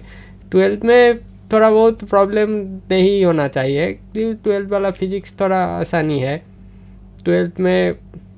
और केमिस्ट्री में मेरे को लगता है कि inorganic is the toughest thing, क्योंकि इनऑर्गेनिक में बहुत याद रखना पड़ता है 11th का भी और 12th का भी। और 11th में फिजिकल केमिस्ट्री में तो पूरा मैथ्स है, ये सब कुछ वो तो याद रखना ही पड़ेगा, उसका क्वेश्चन सॉल्व भी करना पड़ेगा। 11th का कुछ चैप्टर जैसे 11th थर्मोडायनामिक्स जो केमिस्ट्री में है, वो क्या होता है कि फिजिक्स और केमिस्ट्री में थोड़ा बहुत कॉन्सेप्ट इधर उधर मतलब पूरा 180 डिग्री टर्न जैसे बोलता है ना, वो जैसे कुछ हो जाता है। तो उस चैप्टर के लिए दोनों का ही मतलब क्वेश्चन अच्छे से प्रैक्टिस करना चाहिए, तभी मतलब स्किल्स बढ़ेगा। और 11th और 12th का ऑर्गेनिक केमिस्ट्री में होता है कि बहुत सारे लोग क्या होते हैं कि 11th में मतलब पढ़ते नहीं है अच्छे से, तो 11th का ऑर्गेनिक केमिस्ट्री छोड़ देते हैं, फिर 12th में आकर जब हेलो एल्केन, हेलो एरिन्स ये सब कुछ पढ़ने जाते हैं, फिर कुछ समझ नहीं आता। इसलिए मैं तो बोलूँगा 12th का ऑर्गेनिक केमिस्ट्री के पहले आपको एक मतलब फोकस रहना चाहिए कि 11th का ऑर्गेनिक केमिस्ट्री में क्या था, क्योंकि वही बेसिक्स है। वो नहीं जानी, वो अगर बेसिक्स नहीं पता होगा तो अप्लाइड एस्पेक्ट्स में कैसे होगा। और ऑर्गेनिक केमिस्ट्री के लिए बहुत क्वेश्चन प्रैक्टिस करना चाहिए, प्रीवियस ईयर क्वेश्चन छोड़ के भी जितना क्वेश्चन हो सके, तभी ऑर्गेनिक केमिस्ट्री में समझ आएगा ये रिएजेंट से यही होगा यही होगा। फिर क्योंकि रेजोनेंस ये सब कुछ मतलब बहुत कॉन्सेप्चुअल चीज़ है। और बायोलॉजी में तो NCERT पढ़ना है, प्रीवियस ईयर क्वेश्चन सॉल्व करना है, 11th 12th सब चैप्टर के लिए एक ही है। बायोलॉजी में सिर्फ और सिर्फ जेनेटिक्स और बायोटेक्नोलॉजी वाला जो चैप्टर है, वो वाले चैप्टर के लिए मतलब क्वेश्चन ज़्यादा प्रैक्टिस करना चाहिए, क्योंकि वहाँ पर थोड़ा मैथ्स जैसा मतलब स्किल्स जैसा कुछ चले आता है। What do you think, Arijit? Which chapters from the 3 subjects should be focused? Ma'am मैं थोड़ा और डिटेल्स में बताना चाहूँगा, क्योंकि जैसे फिजिक्स से स्टार्ट करते हैं तो फिजिक्स से पहले तो स्टार्टिंग के कुछ चैप्टर्स होते हैं जो कि आपका बेसिक बनाते हैं। और उस समय क्या होता है कि हम लोग नया शुरू करें तो उतना हम लोग ध्यान नहीं देते पढ़ाई पे, लेकिन जो काइनेमेटिक्स, NLM और वर्क पावर एनर्जी वाला चैप्टर है वो आगे चल के मतलब 11th 12th पूरी फिजिक्स का वो बेसिक्स बनाते हैं। वेक्टर्स ये सब चैप्टर है, अगर आपने इन चैप्टर पर इग्नोर कर दिया तो फिर आगे चल के आप मतलब कैसे करोगे, आगे का चैप्टर में बहुत डिफिकल्टी आ जाएगी। और जैसे कि हीट ट्रांसफ़र है, मतलब थर्मल फिजिक्स वाला चैप्टर आ जाता है, 11th का टॉपिक है। फ्लूइड डायनेमिक्स आ जाता है और SHM आ जाता है, वेव्स आ जाता है। तो ये सब चैप्टर जो 11th के हैं ये 12th में भी अप्लाई हो रहे होते हैं, इस वजह से ये सब चैप्टर का इंपॉर्टेंस और ज़्यादा बढ़ जाता है। और 12th के चैप्टर में बोलूँगा कि मॉडर्न फिजिक्स एक ईजी चैप्टर है, आप बिल्कुल छोड़ने का उसमें नहीं सोच सकते, क्योंकि मॉडर्न फिजिक्स एक ऐसा चैप्टर है जिसमें ज़्यादातर कॉन्सेप्ट केमिस्ट्री से भी लिंक्ड है, तो ऑलमोस्ट सेम चीज़ ही रहता है। तो मॉडर्न फिजिक्स एक अच्छा चैप्टर है। उसके बाद इलेक्ट्रोस्टैटिक्स, करंट इलेक्ट्रिसिटी, ये सब चैप्टर थोड़े मतलब इलेक्ट्रोस्टैटिक हार्ड है, लेकिन करंट इलेक्ट्रिसिटी काफ़ी बेसिक चैप्टर है। तो करंट इलेक्ट्रिसिटी तो आप नहीं छोड़ सकते, काफ़ी इजी कॉन्सेप्ट होते हैं। ये फिजिक्स का हो गया। और फिजिक्स में एक और चीज़ मतलब लास्ट के जैसे इलेक्ट्रोमैग्नेटिक इंडक्शन है, EM वेव्स है, तो ये सब चैप्टर काफ़ी इजी है और फार्मूला बेसिस से क्वेश्चन आते हैं। एक बस इसमें इक्वेशन लिखी और उसी के बेसिस पे सारे क्वेश्चन आते हैं। तो ये एक इक्वेशन याद करना ज़्यादा इजी पड़ता है, उससे एक क्वेश्चन आप इजीली 4 नंबर आपको +4 मिल जाता है। ठीक है। केमिस्ट्री की बात करें तो इनऑर्गेनिक के लिए मैंने क्या किया था कि इस दीवार पे सारे रिएक्शन जितने भी मतलब एक्सेप्शन है, पीरियोडिक टेबल बड़ा सा लगा दिया था और पीरियोडिक टेबल में सारे मतलब लाइन खींच के मार्क कर दिया था कि इस रो में, इस पीरियड में, इसमें या यहाँ पे ये एक्सेप्शन, यहाँ पे ये एक्सेप्शन, सब मार्क कर दिया था। और दीवार पे मुझे रोज़ दिखते रहता था कि हाँ यहाँ पे एक्सेप्शन है, तो मुझे फोकस करना है। ऑर्गेनिक में भी मतलब सारे रिएक्शन मैंने एक वाइट पेज पे लिख के दीवार पे चार्ट्स लगा दिया था। और इनऑर्गेनिक ऑर्गेनिक फिजिकल में मुझे सबसे ज़्यादा परेशान कर रहा था आयोनिक केमिस्ट्री। तो उसका भी फार्मूला मैंने एक डायरी बना लिया था कि मुझे डेली ये डायरी पलट पलट के देखना है। और एक चीज़ मैंने मेंटेन किया था कि जैसे मैं कोई टेस्ट देता हूँ तो टेस्ट के बाद एनालिसिस करते हैं तो ज़्यादातर मेरे क्वेश्चन केमिस्ट्री से गलत होते थे। तो मैंने मिस्टेक्स में सारे केमिस्ट्री के क्वेश्चन लिख के रखे थे कि ये क्वेश्चन मेरा क्यों गलत हुआ, इसका क्या रीज़न था, सिली मिस्टेक था या मैं फार्मूला भूल गया था या फिर कोई कॉन्सेप्चुअल मिस्टेक था जो मुझे समझ में नहीं आया। तो मतलब कुछ डाउट तो खुद से सॉल्व हो जाते थे, लेकिन कुछ डाउट्स के लिए टीचर के पास जा हेल्प लेना पड़ता था। सर से पूछ के सर ये मैंने ऐसे किया तो ये गलत हो गया, तो मतलब इसका सही मेथड क्या होगा, अप्रोच क्या होगा। तो इस तरीके से मैंने केमिस्ट्री को थोड़ा मतलब एक बिलो एवरेज से एक काफ़ी ऊपर तक मैं ले गया था केमिस्ट्री को। और बायो में तो जैसा उसने सब कुछ बायो में बता दिया, तो बायोटेक्नोलॉजी में एक और चैप्टर इकोलॉजी काफ़ी इंपॉर्टेंट हो जाता है। उसमें काफ़ी सारे डेटाज है जो कि याद नहीं रहते, तो उसके लिए आप कीजिए कि दीवार पे लगा दीजिए उसको, मतलब स्टिकी नोट्स रोज़ उसको रिवाइज़ करते रहिए। मुझे क्या आदत हो गई थी कि सुबह जैसे ही उठा बिना ब्रश किए मतलब कॉपी खोल के देखता था कि ये सब डेटा मुझे याद करना है। आज दिन भर में मुझे मतलब जो भी टेस्ट होगा टेस्ट से पहले उसको रिवाइज़ करके जाता था। Okay, that's great. Then can you share the last, what is the marking scheme of the NEET examination? Ma'am marking में ये होता है कि अगर आप कोई सही क्वेश्चन करते हो तो आपको +4 मिलते हैं, लेकिन अगर आप कोई नेगेटिव क्वेश्चन कर देते हो तो आपका -1 हो जाता है। मतलब जो सही किया है उसमें से नेगेटिव मार्किंग -1 हो जाता है, ठीक है। तो सही क्वेश्चन के लिए +4 और गलत क्वेश्चन के लिए -1। लेकिन अगर आप कोई क्वेश्चन अनअटेम्प्टेड कर देते हो, अनअटेम्प्ट, तो उसके लिए कोई मार्क्स नहीं कटता। और एक ये है कि जैसे कि सेक्शन बी वाला आता है तो उसमें आपको 10 क्वेश्चन ही करने रहते हैं, तो 10 क्वेश्चन के अलावा अगर आप कोई 11th क्वेश्चन करते हो तो वो काउंट नहीं होता है। और मतलब OMR में भरते समय थोड़ा ध्यान रखना होता है कि 10 क्वेश्चन खत्म हो गए तो अब मुझे आगे अटेम्प्ट नहीं करना है, फर्स्ट 10th ही काउंट होते हैं। Okay. Now, what do you think that if you wouldn't have cracked NEET examination, then what would have been the other field of study which you have been opt to? Arpan, you are Ma'am, as I belong to a very poor family, तो मतलब I don't have any such options left to study more, or my family can afford. So I have attempted JEE Main, NEET. If I have not cleared, I should have chosen an engineering college or doing some BTech or something else. लेकिन NEET तो हो गया तो अब तो मतलब, लेकिन नहीं होता तो मतलब इंजीनियरिंग ही लेना पड़ता, क्योंकि मेरे फैमिली का उतना मतलब और एफर्ट नहीं था मेरे को मतलब पढ़ाने का। और Okay, I understand now. What do you think, Arjit? Ma'am, up to 10th I had a strong interest in artificial intelligence subject because that was a new branch which is emerging, and so that's why I also took maths as my optional subject. So after clearing the JEE mains, I thought that if I couldn't clear NEET, so I would move in the engineering and took the branch of artificial intelligence engineering, and I would have surely pursued that career in that. But after cracking NEET, I thought that this is much better than that. I should focus my career in NEET only. Truly, I understand. Lastly, I would like to know that after knowing your rank, what was your personal feelings? Means, how did you both feel individually that you have secured or you have cracked your NEET examination? Firstly, I will go with Arijit. What is your feeling? Ma'am, क्योंकि 2023 में ऐसा हुआ था कि rank versus marks में काफ़ी inflation हुआ था, तो I thought that at that much marks I should have got more higher rank, but unfortunately this year a lot of students had secured that much marks only.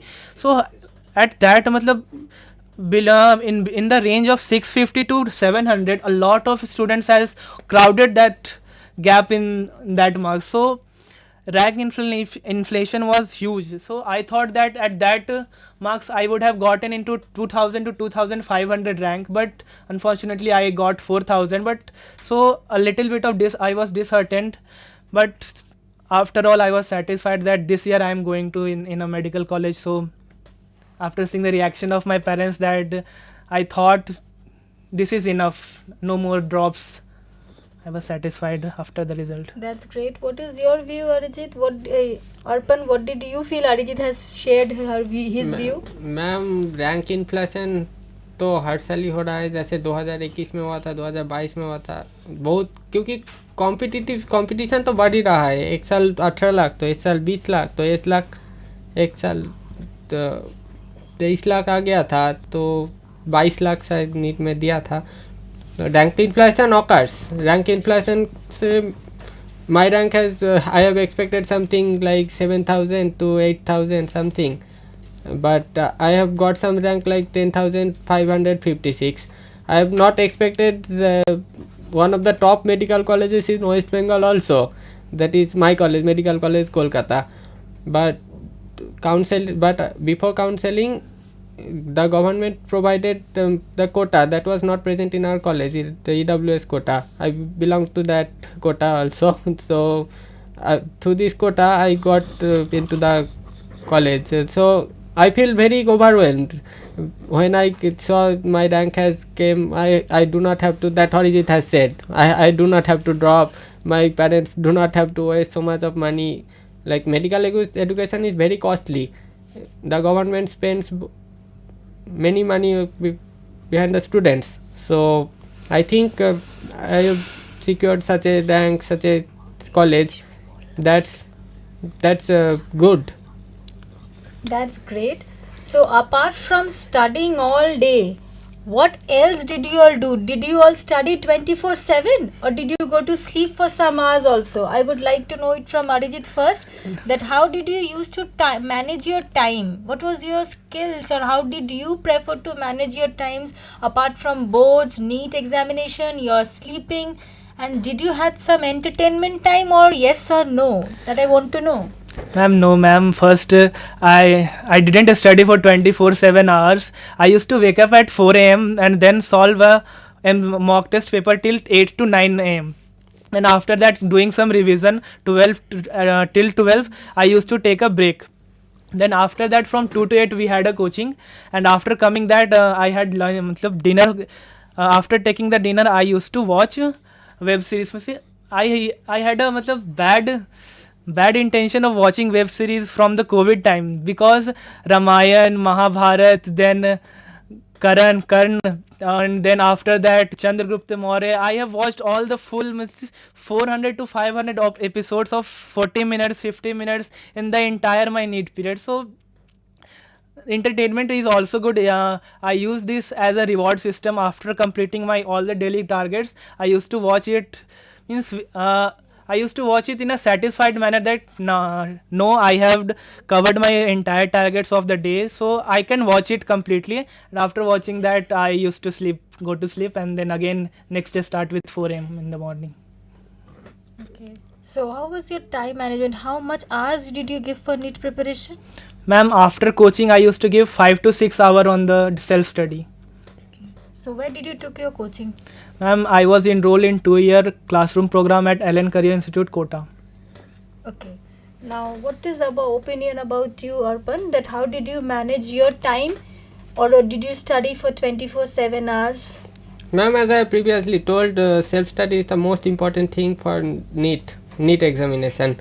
So for self-study purpose, I think one person should have covered the entire thing that the coaching institute. I was also in a coaching institute, like Arijit has said, same coaching institute. So I used to study the whole thing that teacher has studied. We used to have 4 classes per day. So 4 classes, 4 subjects. 4 subject में जो मतलब the things that teachers taught us, I used to study them in the after reaching home. I used to study them till everything is not finished. It took me 3 a.m. or 4 a.m. something. After that, I used to sleep. I used to sleep for 6 to 7 hours daily, because sleep is the most important thing to stabilize your minds, to stabilize everything. If sleep does not occur completely, sometimes I used to fall asleep in class also. I used to get rebuked by teacher. But I think that and free time there are no free. I think I have not got that free time, because 2 subjects, 11 plus 12, both year subject I have to cover in 1 year. So I used to avoid watching movies, web series, everything. But between 2 weeks we have our mock tests at Allen.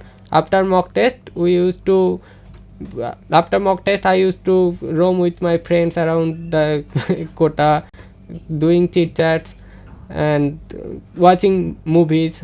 I used to watch movies. I watched lot of movies, and the thing about movies is the character in movie inspired me a lot, because in movies that the hero person fights till the end, and he considers the death also. He becomes a dead man until confirmation. That is the best thing I have. That gave me courage also. Good that at least you have the dedication of watching movies also. Somewhere you get some knowledge from there, that you took it as your inspiration during NEET preparation, that nothing comes to an end easily. You need to try and try till you get the target point, right? And that is the truth. I also believe in that equally with you. Until unless you achieve your target point, you should give your 100 or 200% to it. Yes or no? Yes, ma'am. Yes. So dedicatedly, they are the true doctors which are going to give us in the near future. So I would also like to know that what is your life now, becoming a doctor after 4 years. So you will be becoming a doctor after 4 years only, right? If I'm not wrong. So after this is your first year. Yes, ma'am. So how are you feeling that after 4 years, 5 years, you will become a doctor? And what is your aim after doing MBBS or completing your MBBS? What is your future opinion? Just I would like to ask Arjit first, and then I'll come to Arpan. Ma'am, first of all, if I wanted in future to continue with the medical journey, then I would pursue the PG and then MD in the medicine branch. After completing MBBS, after 5.5 years, I would pursue PG and then MD in medicine. So sometimes I feel that this is a long journey. This is not something that you are motivated for one day, then next day you will continue with the same motivation. No, this is not going to be happened. Sometimes I feel, means, is it a waste of time that this much efforts I am giving, but the result will be not that much of overwhelming. So sometimes I feel that I have taken wrong decision, but after talking to my parents and seeing the patients, that I can help this patient, they are crying after, matlab, they are running behind the doctors to save their life. So these things only motivates me to pursue my career further in medical journey. That's great. It's true that doctors are required in the much amount in today's world, because there are many diseases that are coming up, unpredictable. Yes, so doctors are highly required. What do you do now what is your practice session? Can you share it with us once? Ma'am, I would like to share our schedule of classes. We have our classes 9 to 12 am theory, anatomy, physiology and biochemistry, 3 theory classes we have every day. And after that 12 to 12:30 we have a break, and after 12:30 we begin with our practical session. Every day we have a practical session of anatomy and one extra subject, that is either histology, biochemistry, physiology, hematology, other practical subjects. Means 9 to 4 we have our schedule packed with the studies only. After this, if we want to take the nap, we can take the nap, and in the evening I generally prefer walking around the campus, seeing other students, seniors, seeing patients, means how they are feeling in this medical hospital. Roaming in Kolkata, means visiting different places. How is the atmosphere in Kolkata? How are the peoples here? What are the they doing? What are the professions they are enrolled in? I am totally after the classes I am totally in the habit of exploring different things. What are the different things other peoples are doing? I am to pursuing the medical career, but what are the things other peoples are doing? Someone is becoming a YouTuber, someone is pursuing their career in many different things. My own friends are pursuing different career in computer science, electrical engineering. So I am exploring that things ki what should my life have been if I would have taken that career. So I am in the mood of exploring everything. That's great. Now what do you think? How do you prefer your managing? What's your experience of your classes in the first year now? Ma'am, at first I would share to tell you that the life of that NEET aspirant dreams, the life of the medical student as heaven, it is not like that. It is very hectic. Class begins from morning 9 a.m., then 9 a.m. to 10 a.m., then there is no gap. Then 10 a.m. to 11 a.m. there is another class, then 11 a.m. to 12 a.m. there is another class, then we get break only for half an hour. Then after that our practical session begins. As already stated, we have demonstration class, we have histology demonstration, dissection class, then we have histology, biochemistry, physiology. Some biochemistry takes a little amount of time, sometimes the class finishes within 1 hour, but physiology it takes a lot of time to complete. Physiology, the day we have physiology, we have 2 weeks, we have 2 days for every classes, we have per week.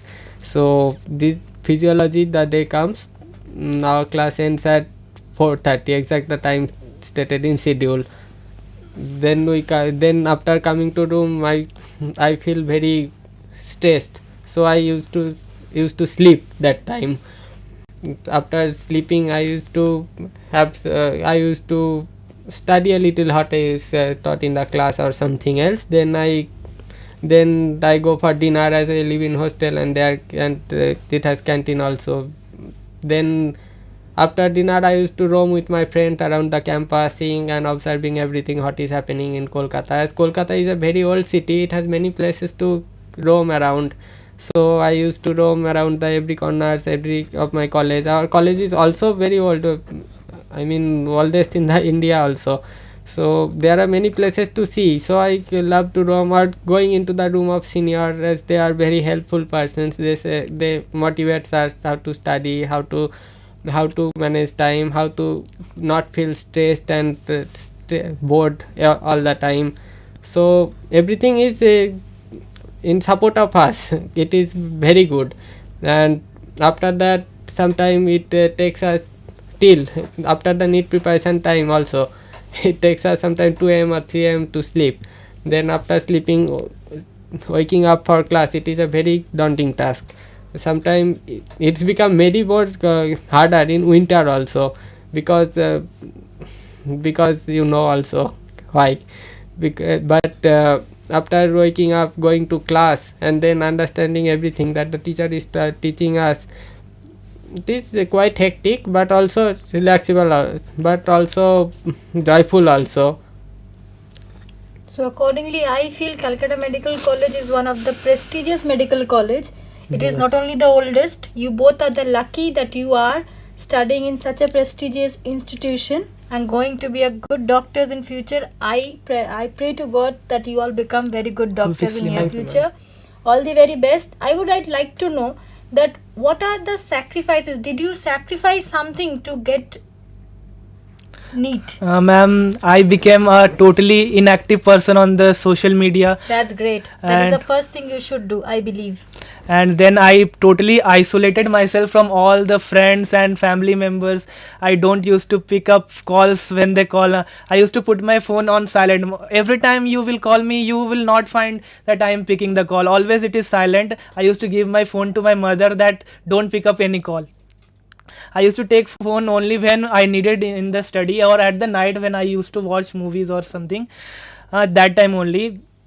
So these two things I have sacrificed a lot. And one more thing that I sacrificed is previously I used to study for only 1 to 2 hours only, but in the NEET preparation I have to study at the long stretch, 3 hours, 3 hours shift. Sometimes it took 4 to 5 hours continuously sometimes. So this type of sacrifice you should make if you wanna crack NEET in the first attempt.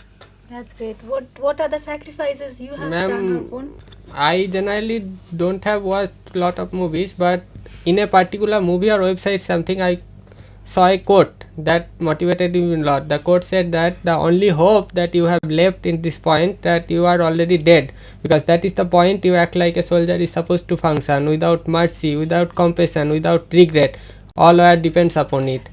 That's how I saw every day, every exam, as well as NEET as an war. I have to fight against it. I have to fight against 20 lakh students appearing in NEET to secure a position, to secure a seat in medical college, as it is very competitive. That is the point. I also became like a dead man, as a ghost. I used to as Arijit have stated, I have blocked all my friends' number that were in my city. But I used to stay alone. The only person I remain close is my parents also. And sacrifice is the most important thing. जैसे हिंदी में कुछ पाने के लिए कुछ खोना तो पड़ता ही है. That is the best thing. So I have sacrificed a lot of things, like talking to friends, giving my whole time to study during my NEET preparation, not watching too much movies, not playing any games also. And I used to stay 600 kilometers away from my home for 2 years. That is also the biggest sacrifice that I have made, I think. Away from my family, away from my city for 2 years. I think it is the greatest sacrifice I have made. Yes, so both of them have sacrificed a lot. They have stayed away from their home, from their parents. You also? Yes, ma'am. So both of them have stayed a lot away from their parents. Staying away from their parents is not a matter of joke, because you don't get the love, you don't get the food, you don't get that affection anywhere that you get at your home. So apart from that, they have also separated them from the social world. They have not wasted their time with their friends and all. They have sacrificed a lot to get the NEET preparation perfectly done from their side. To crack the NEET, they have sacrificed many things. So I believe all the aspirants, those who are viewing the program, will also sacrifice their loving things so that they can also crack NEET and become good doctors in near future. To become something, you need to sacrifice something. It is true, because nothing is impossible. To get something, you have to sacrifice, you have to give your 200%, and totally, if God is by your side, you will surely achieve it. Nothing can stop you to achieve it. Yes? Yes, ma'am. Both of Yes, you ma'am. agree with me? So another thing just I would like to know, means when you see patients in the hospitals or when they come, this is your first year, right? Yes, ma'am. When you see somebody crying or when you see somebody bleeding, I don't exactly know what are the practices you do in your colleges, but out of my curiosity or for the viewers, I want to know that seeing the patient crying, they're begging for life of their loved ones, and also you can see somebody is bleeding, somebody is injured in a very pathetic way. What is the thing that comes to your mind first, or how do you feel? Means, is that you get it hurt by your side? Do you feel that if you would have been in his or her position, what is that would have hurt you most? Arijit, I would like to know Ma'am, your feeling. when I first entered the medical college, I saw too many of patients there which are waiting outside the emergency, crying in the wards. First time when I visited the cardiology ward, I saw a patient directly dead in front of me. Their relatives were crying a lot. That was a 20 years kid who has died, and his mother, his father were crying. That type of feeling I was, how can your generation has stopped after that your son has died. That type of feeling used to completely move myself from inside. But since 6 to 7 months have already passed, I am immune to this type of circumstances.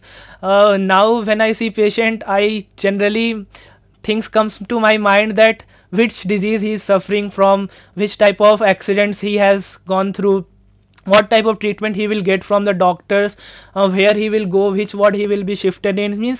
Now the things becomes practical to me. What type of treatment he is going to give. If I can help, where to go, I just go to them and help them. They ask from where is this ward, where is this doctor, where can I go. So I just help them to go there. This way you go and talk to that doctor, this OPD is open at that time, this doctor is better there. So Really the practical situation makes you a man, right? Yes, ma'am. Because initially when you got into the college, that time tears came from your eyes. Yes, or ma'am. no? I used to become a bit emotional that. So yes, because if you see somebody is no more, you feel that situation, right? Yes, ma'am. So in that situation, doctors also need to be practical by the time they grew up. Yes, ma'am. So I also can feel some of his words. What do you think? How was your situation that when you saw something situation happening in the day of joining or after the initial timings, then what was your opinion or what was your feeling? How did you it to feel? Ma'am, our college, when I used to come to college every day, there is a super specialty block in our college, a new hospital. So this hospital has many wards. So I see many things, many people die, many people are dead, their relatives are crying. Like once I have viewed that a 15 or 16-year-old dead boy died from something else, I don't know, but his mother is crying. I feel sad for them. I used to get cola from inside, that how they are feeling when they heard that their most loved one, their relative is died. So seeing every day, I sometimes get depressed also by seeing these things. These things happens in hospital, as birth and death is important, as important things of life, two important things of life. So I asked one of my seniors about that I feel sad when there is so the senior said me that you will get used to it when you do internship, because you will see many people dying at the same time, and it is not your fault, because that people are dying. The people are and the thing that touched me the most is that patients are the gods. We have to help patients, then also we have to help, because doctor is the second position of that of God. So the helping patient is the important thing. When I used to class, patients ask me, Dada central lab ta kothay? So I used, Dada 2 number gate ta kothay? Dada 5 number gate ta kothay? So I used to tell them, sir you go this way, भैया आप इस तरफ इस चले जाओ, आपको 2 number gate मिल जाएगा. That is the helping them really gives a satisfaction this time. Although I am in first year, the subjects taught are preclinical subjects. We don't interact with patients at all, but helping them, understanding their problems, it is the most important thing, as it is taught also in our physiology classes, also practicals, that you have to understand the patient, you have to become friendly with the patients also. But because when you become friendly, when you become aware of this situation, it will help to many diagnosis disease properly in many aspects, understanding the patient's background, because there are some diseases that the patient will not feel comfortable to tell. Also the doctor has to become friendly with the patient also, because understanding a disease, the patient has to properly tell doctor the disease, then the doctor will perform the diagnosis properly. So that is the point. The doctor has to approach patient more friendly, because that is the point. The patient will be able to get the proper treatment for this disease also. So I think helping patient, understanding their problems, become friendly, understanding their background is very important thing for a doctor also. So truly the words they are saying, that as future doctors, their dedication, their preservation is truly inspiring. They will all be a good doctor in near future. Lastly, before I end the program, I would like to just ask them that the last minute preparation tips for the aspirants, if they could share in 1 or 2 lines. First Arijit will say and then Arpan will say. In the last month you should totally focus on giving mock test. After giving mock test, you have to maintain a mistake diary where you write all the mistakes attempted during the examination, or if you leave any question, why you left that question, why that question gone wrong, what mistakes you did, was it a silly mistake or you forget the answer. So this type of diary you should maintain. And one more thing, that when you are revising in this last month, you should maintain sticky notes. You should stick it on the walls, that because 30 days are only left, everything should be in your mind. So much, the more you revise in this last 30 days, the more it's going to be retained in your mind. And more things, if you retain it, you will able to recall in the actual NEET exam, because when everything is fresh in your mind, you will be going to easily replicate that thing in the exam hall. one more strategy I would like to share, that keep yourself very calm in this situation, because even a slight question, if you are not able to make, will give you anxiety, panic attacks in this period. So keeping yourself calm is very much important. Mental health, you should maintain your mental health. Talk to your parents regularly. This is the best motivation you can get is from your parents. Now, what about you, Arpan? Ma'am, I used to think that marks are not coming in exams. Before the exam, 2 weeks are left. These are very disturbing things. Also, disturbing thing occurs, but you have to get focused. You have to stick to your work. So you have to work hard. You have to, as in Bengali, Gita has. I want to speak a line of Gita that says, "Phaler asa koro na, kormo kore jao." That is the great thing I want to tell, that you have to do your work properly, whatever be the outcome. The marks will not come at your exam, at your last or 1 or 2 mock tests. That things they may disturb you, but you have to get focused. You have to do your things only. You have to do the things that are needed, you think. So I will tell that solving question and making the mistakes that you have made during the exam, analyzing them is the most important thing before exam, and revising them before also exam. That is the point. You remember that how do you get to the mistake, and the same mistake never gonna get repeated in that exam. So this is the most important thing before exam, and staying relaxed, going back to family, talking with them, is the other things that will help you to stay calm, stay relaxed, stay focused during exam.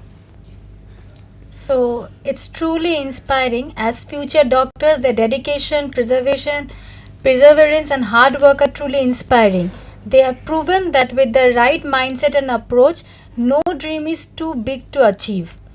They have all given you all the strategic mindsets which are important for the last minute preparation for your NEET exam in 2024.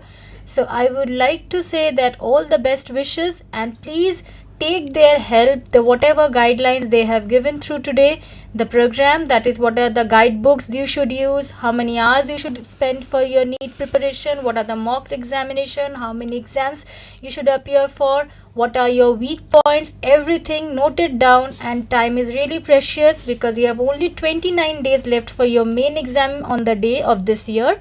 So all the very best, and thank you Arjit and Arpan for joining us and sharing all your views according to your concepts and specialization.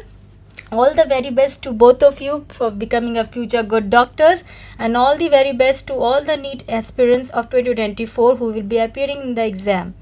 And thank you for joining with us in today's program. One line I would like to quote. Yes, that please. My teachers had told me that this motivated me a lot, that जब मंजिल को अपना मान लिया, फिर मुश्किल क्या आसान क्या, बस ठान लिया तो ठान लिया. This line means fire motivation था कि जब मंजिल को अपना मान लिया तो फिर कुछ भी आ जाए, बस करना है तो करना है, पीछे नहीं हटना है. Yeah, it's true. When you can see your target point, just do whatever is possible for you to achieve that target point. Nothing can stop you to achieve your target point if you believe it from your core heart. True? Yes, ma'am. True? Yes, ma'am. Absolutely. So thank you both of you Yes, ma'am. for joining us, and stay tuned for 20th to 12th April for seeing the West Bengal joint entrance aspirants, so that they also can give you some tips, last minute preparation tips for appearing in the West Bengal joint entrance 2024. Thank you once again. Have a good day. All the best. All the best.